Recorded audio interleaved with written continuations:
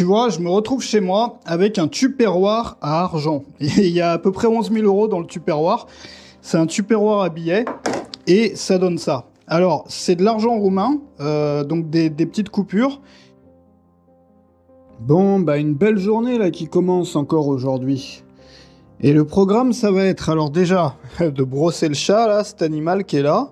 Et puis d'aller chercher de l'argent, d'aller chercher des paquets d'argent parce qu'il faut que je tire au distributeur là, tous les jours, jusqu'à la limite pour pouvoir m'acheter la ferme que je te montrais dans la dernière vidéo. Donc on est toujours en Roumanie, puis on va commencer par brosser l'animal là, comme tous les matins. Hop là, puis je vais te montrer aussi une super technique si t'as un chat à la maison, tu sais. Une super technique pour pas avoir de poils de chat partout, parce que ça, tu vois, celui-là par exemple, c'est un animal à poils longs, du coup ça laisse des poils partout, tu vois, si tu fais rien. Voilà, donc on commence par le brossage de la bête. Tu sais, en Roumanie, quand tu achètes un bien immobilier, l'argent ne passe pas par le notaire. Donc quand on va chez le notaire, le vendeur déclare qu'il a bien reçu l'argent. Mais tu échanges l'argent avant. Donc en fait, si tu lui envoies un virement, tu l'envoies directement. Tu l'envoies pas au notaire. Ce qui fait que si tu connais pas la personne, vaut mieux payer en cash. Tu vois, vaut mieux payer en cash parce que si tu envoies un virement puis que la personne après vient pas chez le notaire, t'imagines la galère pour le faire venir, tu vois. Donc là, je vais payer en liquide. J'avais payé comme ça un appartement à Bucarest en 2005, 62 000 € dans le sac. Et puis en Hongrie, à Budapest, je crois que j'avais payé 74 000, pareil, avec tout ça en liquide. Donc là, je vais à la banque, tu vois, tous les jours, pour tirer jusqu'à la limite. Et aujourd'hui, c'est le dernier jour. Normalement, je devrais récupérer les 11 000 € pour pouvoir acheter la ferme qui coûte donc 11 000 €. Donc on va faire ça ensemble si tu veux. Je vais t'amener. On va y aller en vélo, je pense, dans le centre. Et le chat, il est tout propre, il est prêt pour une belle journée aussi. Alors tu vois, si t'as un chat, je sais pas si tu connais ça, c'est absolument magique, c'est même indispensable, moi j'utilise tous les matins, ça te permet, tu vois, tu brosses avec ça, donc partout dans ta maison, Moi je le fais tous les matins sur les surfaces comme ça, donc là où le chat passe du temps, sur le canapé, etc. Et donc ça va récupérer tous les poils et les mettre là. Tu vois, donc il y en a pas mal des poils. Donc tu fais ça, tu vois, le matin, ça prend 2 minutes. Hein. Tu fais ça sur les chaises, tu vois, près de la fenêtre. Je lui laisse toujours une chaise comme ça pour qu'il puisse monter. Alors je suis encore, c'est pas mon appart ici, hein, je suis encore dans l'appart qu'on m'a prêté.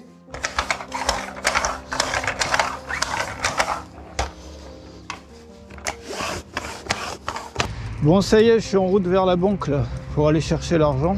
Tu sais, moi, c'est l'une des choses que je recherche dans ce projet-là. C'est bizarre à dire comme ça, hein, mais c'est la difficulté. Tu sais, on a tous besoin de difficultés. Alors ça, c'est un truc qui est vraiment bizarre, parce qu'on passe nos vies, en fait, à essayer de tout faire pour avoir l'existence la plus confortable qu'on puisse. Parfois, on passe une vie entière comme ça à chercher le confort. Plus de confort, pour se rendre compte à un moment que quand on est dans le confort, on n'a plus rien à faire. On n'a plus de défis, on n'a plus de challenge en fait.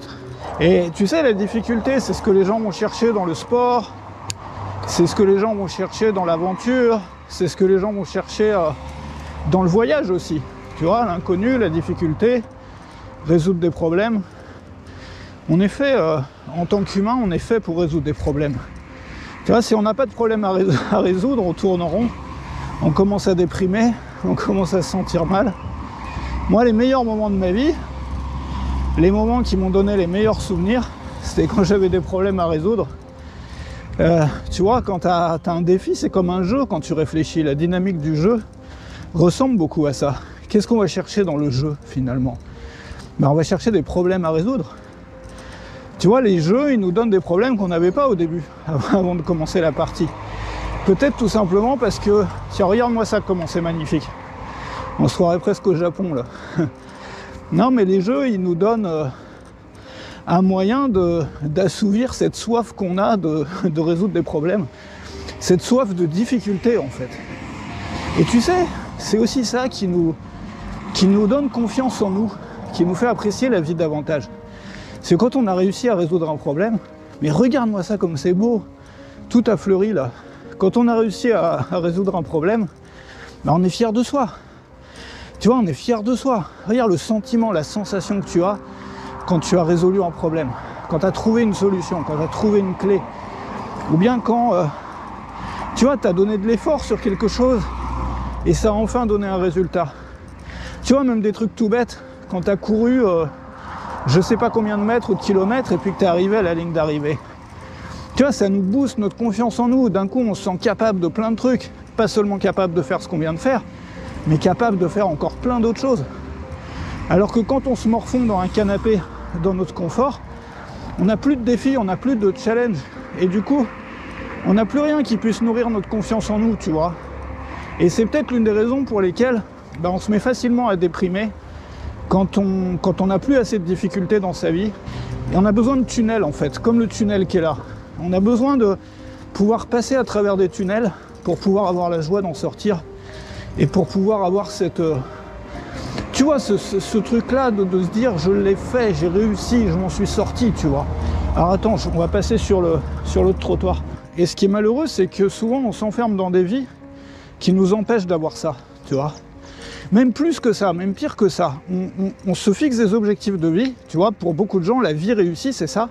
C'est une vie dans laquelle il y a plus d'efforts. Tu vois, il n'y a plus d'efforts à faire, il n'y a plus de difficultés, il n'y a plus de problèmes à régler, c'est juste du confort. Le souci de ça, c'est que, tu sais, moi, quand je dis que ça rend pas heureux, c'est pas... attends, je vais essayer de traverser quand même. Tu vois, quand je dis que c'est pas heureux, que ça rend pas heureux, je l'ai souvent dit là lors des dernières vidéos, parce que moi, je l'ai constaté. C'est pas un truc pour faire joli dans les vidéos, quoi. C'est comme ça. De vivre toute sa vie dans la facilité, dans le confort, ça n'a jamais rendu personne heureux. Ça n'a jamais rendu personne heureux sur le long terme. Donc ce dont on a besoin, c'est ça. C'est des défis. C'est une vie remplie de projets, de défis, de challenges, de problèmes à résoudre, de jeux en fait. C'est vivre sa vie comme un jeu. Et si on n'a plus ces jeux-là, tu vois, c'est ça, c'est le confort, c'est l'absence de jeu. Tu vois. Le confort, c'est... on retire tous les jeux, tu vois. On est fermé dans une pièce comme ça où tout se passe bien, la température est régulée, le canapé est bien mou, mais il n'y a rien à faire dans cette pièce. Tu vois, il n'y a plus rien à faire. Et on se retrouve comme ça dans des vies qui sont vides en fait. Vides de sens, vides d'envie, vides de passion, vides de jeu. C'est un peu triste quand même. Bon, j'ai bientôt arrivé sur la place principale.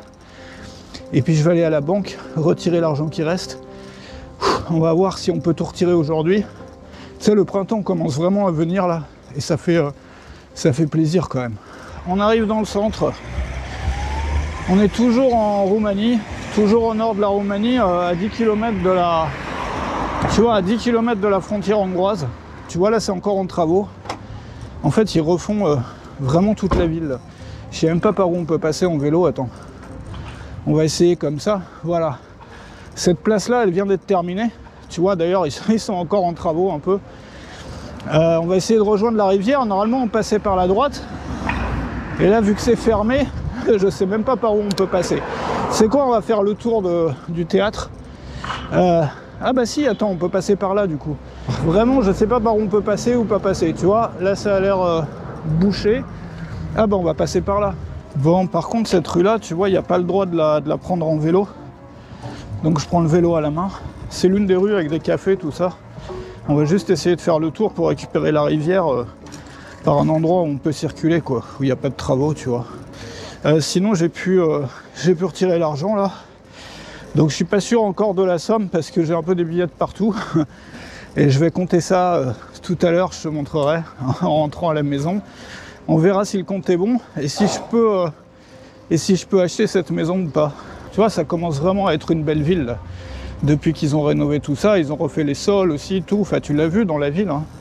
Il y en a encore plein en rénovation derrière. Enfin, ça bouge, ça bouge, ça bouge. Tu vois, la Roumanie, le problème, c'est que ça a une sale image parce que les gens, ils ont vu des mendiants dans le métro, à Paris, ou à Lyon, ou ailleurs. Du coup, ils ont l'impression que tu vas en Roumanie, tu te fais agresser, quoi. Ce qui n'est pas du tout le cas. Depuis l'entrée en Union Européenne de la Roumanie en 2006, les mendiants, ils sont partis à Londres et à Paris, hein, ils sont plus ici. Enfin, t'en vois beaucoup moins dans les villes roumaines que tu pourras en voir à Paris ou ailleurs. Hein. Surtout à Londres, quoi. Donc c'est ça le truc, en fait. Les racailles, c'est pareil, moi j'ai jamais vu de racailles. Si, les seules racailles que tu vois, c'est des, je sais pas, une fois par an, tu vois une racaille française en vacances, quoi, tu vois. Mais quand tu vois une racaille, en général, c'est français. Donc tu vis tranquillement. Et moi, ça me plaît. Tu sais, la langue est latine ici, c'est le seul pays d'Europe de l'Est qui a une langue latine. Donc c'est un peu entre le français et l'italien, si tu veux, c'est vraiment facile à apprendre pour un français. Enfin, dès que tu arrives, tu comprends déjà la façon dont c'est écrit, tu vois. Après, il faut un peu de temps pour comprendre la façon dont ça se prononce. Mais c'est vraiment pas si compliqué que ça. Ça, c'est pas comme le... Enfin, en Europe de l'Est, il y a plusieurs types de langues. Déjà, tu as les langues slaves, genre République tchèque, tout ça, Pologne, tout ça. Tu as les langues basées sur le russe, comme le bulgare. Tu as le hongrois, qui est une langue à part. Et puis, la Roumanie, c'est la seule qui a une langue latine avec la République moldave. Donc la République moldave, c'est un pays qui est encore communiste, qui n'est pas reconnu par beaucoup de pays au monde. Je crois que c'est reconnu par la Corée du Nord, par la Russie, par je sais plus, genre juste un petit paquet de pays. Mais qui a la même culture, la même langue que la Roumanie, si tu veux. Qu'est-ce que ça sent bon? Je sais pas si tu... C'est con qu'on n'ait pas les odeurs dans les vidéos. Tu sais, les odeurs, c'est quand même une partie de l'expérience qui est pas négligeable. L'odeur de l'herbe après la pluie. Voilà l'odeur. Donc là, c'est un renouveau, tu vois, c'est bien, parce que le printemps arrive, il arrive au bon moment. Je sais pas pour toi, mais moi, dans ma vie, là, toutes les fleurs refleurissent un peu. Hein. Voilà, l'appartement qui va être fini, la maison que je vais acheter, des autres problèmes qui commencent à se régler, enfin, voilà, tout commence à aller mieux. Alors, donc j'ai vérifié, le compte est bon. Tu vois, je me retrouve chez moi avec un tupperware à argent. Il y a à peu près 11 000 € dans le tupperware. C'est un tupperware à billets et ça donne ça. Alors, c'est de l'argent roumain, donc des petites coupures. Et je vais aller transporter, enfin me balader dans la forêt avec mon tupperware pour acheter la maison. Voilà, ça c'est un tupperware qui permet... C'est dingue hein, quand même quand on y réfléchit. C'est un tupperware qui permet d'acheter une maison. Alors tu vois, j'ai tout bien séparé là par tu vois, avec les tickets du distrib, j'ai tout sorti au fur et à mesure des journées. Donc par paquet de... Tu vois, j'ai fait ça bien, hein, par paquet de 5 000. Donc là, on a jusqu'à 55 000. Après, alors attends, il est où le 50 000 45 000, donc le 50 000, il doit se trouver entre les deux normalement. Voilà, il est là. Donc ça, c'est pas des euros, les 55 000, hein, c'est de la monnaie roumaine. Donc ça fait toujours un peu bizarre. Ça permet aussi de faire des vidéos de hip-hop, si tu as envie de faire des vidéos de hip-hop quand tu achètes une maison, c'est le bon moment. Sauf que là, c'est pas des euros ni des dollars, c'est des laits. Donc chaque billet fait à peu près 20 €, 20 et quelques, ou un peu moins, je sais même plus. Enfin, c'est 500 fait 100 € si tu veux, tu vois. Et ils sont marrants les billets roumains parce qu'ils sont en plastique, tu vois. Ils sont pas, tu peux pas les déchirer, ils peuvent passer à la machine aussi et ça les abîme pas. Donc voilà, je vais aller me balader dans la forêt, enfin traverser la forêt avec pour acheter la maison. J'attends juste que le propriétaire m'appelle parce qu'il devait payer des impôts locaux, tu vois, bien payer toutes les factures d'électricité, tout ça, enfin bien tout mettre à jour. Et puis je vais lui donner ce tupperware. Voilà. Voilà, le tupperware à cash. Le soleil se couche là, on va profiter du coucher du soleil. Tu sais, on n'en profite pas assez souvent du coucher du soleil en tant qu'attraction, un peu comme regarder un film. Moi j'aime bien. Tu sais, ça me fait penser à un truc que je lisais dans un bouquin là, qui était pas bête du tout, qui disait que sur l'effort justement, tu sais ce dont on parlait tout à l'heure, sur l'effort, imagine si tu fais ton café à partir de zéro. Tu fais ton café en commençant de zéro, c'est-à-dire tu vas prendre les grains de café, tu vas les moudre. Ensuite, tu vas aller dans la forêt pour aller chercher du bois pour ton feu. Ensuite, tu vas chercher l'eau dans le puits. Ton café, tu l'auras préparé avec amour et il y a probablement beaucoup plus de chances. Tu vois, moi là j'ai mon thé, je bois ça dans les thermos comme ça. Il y a beaucoup plus de chances que ce thé-là, tu l'apprécies, mais bien davantage qu'un espresso ou un truc, tu vois, les capsules que tu mets dans ta machine Nespresso en fait. Et c'est rigolo comme l'effort peut ajouter à nos vies, tu vois. On a l'impression que l'effort retire, que l'effort... C'est juste que souvent on donne pas un sens à l'effort. Tu vois, on lui donne pas de sens. On le voit comme pénibilité. Et c'est vrai que parfois on est forcé de faire quelque chose de pénible pour avoir un résultat et c'est ennuyeux quand même. Mais il y a plein d'autres domaines de la vie dans lesquels des petits efforts peuvent apporter vraiment énormément de joie, énormément de bonheur. Et par exemple, faire les choses par soi-même, tu vois, je t'en parlais là avec le café, c'était l'exemple d'un moine zen qui avait écrit ce livre-là, sur les petites choses simples du quotidien. Et ça, moi, c'est quelque chose qui me touche énormément. Je sais pas si ça te touche aussi toi, tu peux me le dire dans les commentaires. Parce que je trouve énormément de plaisir à faire des petites choses. Je me suis rendu compte que je trouve tellement... En fait, on va chercher des plaisirs dans les trucs compliqués. Et souvent, c'est les petits trucs du quotidien en s'appliquant vraiment à les faire, tu vois. C'est-à-dire chaque étape en la faisant de zéro, mais en s'appliquant, en prenant le temps. Évidemment, on ne peut pas le faire pour tous les aspects de la vie parce qu'on n'a pas le temps. On ne peut pas tout refaire de zéro, faire chauffer son eau avec du bois qu'on a été chercher dans la forêt pour prendre sa douche tous les jours. Mais moi, ça, je veux le faire le week-end, tu vois. C'est pour ça que je veux faire ce projet-là aussi. Bah, c'est l'une des grandes parties, en fait. Retrouver de la joie dans les choses simples du quotidien, les choses aussi simples que regarder un coucher de soleil au lieu de regarder Netflix, que de faire chauffer son eau pour se laver, tu vois, mais juste avec du bois, mais juste le week-end. Mais ça, on n'est pas obligé tous de faire ça, et puis on n'a pas tous la configuration de vie qui soit adéquate pour faire ça. Mais on peut le faire pour des tout petites choses de la vie, c'est-à-dire le jour où tu as un peu de temps, tu as un peu plus de temps que les autres jours, le week-end ou un dimanche, de prendre le temps vraiment de faire quelque chose avec tes mains depuis zéro, mais ne serait-ce qu'un repas finalement. Tu sais, quand on cuisine pas, et je sais qu'il y a beaucoup de gens qui cuisinent plus aujourd'hui parce que c'est tellement facile avec les plats préparés, avec les applications pour commander à la maison, tout ça, et donc du coup on cuisine pas.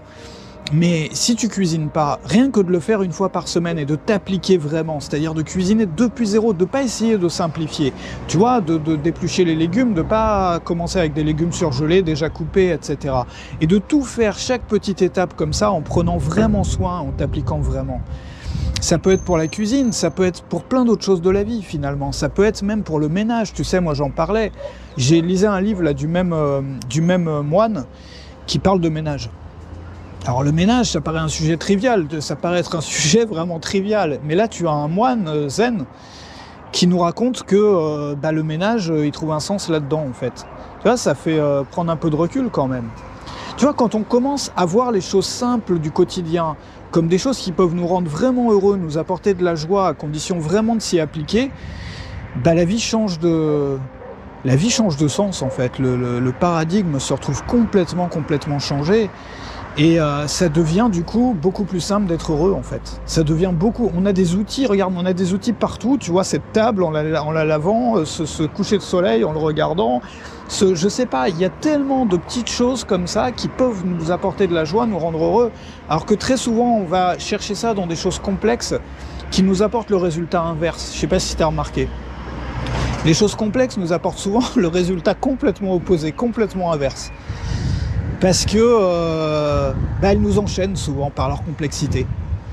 Elles nous enchaînent par leur complexité, elles nous rendent aussi dépendantes d'un système. Elles nous rendent dépendantes, elles nous rendent accros, comme les écrans par exemple. Alors qu'il y a des tout... Regarde, moi, si je pouvais te proposer une seule chose aujourd'hui, ça serait ça, de peut-être avant de te coucher ce soir, de faire une chose extrêmement simple que tu as complètement oublié d'apprécier ou de même t'y as jamais pensé. C'est une chose que tu fais machinalement tous les jours. Et aujourd'hui, peut-être aujourd'hui seulement, de la faire avec soin, cette chose-là. Tu vois, de vraiment soigner, de vraiment t'appliquer. Et de voir si ça te procure de la joie, du plaisir. Et peut-être que tu te sentiras beaucoup plus fier de toi quand tu auras terminé. Tu sais, comme un café qu'on a préparé à la main par soi-même, en allant chercher le bois dans la forêt, en moulant soi-même les grains, etc. Il aura un meilleur goût. Il aura un meilleur goût. Bien sûr, tu le montres à un échantillon de personnes qui va comparer ça contre un café industriel.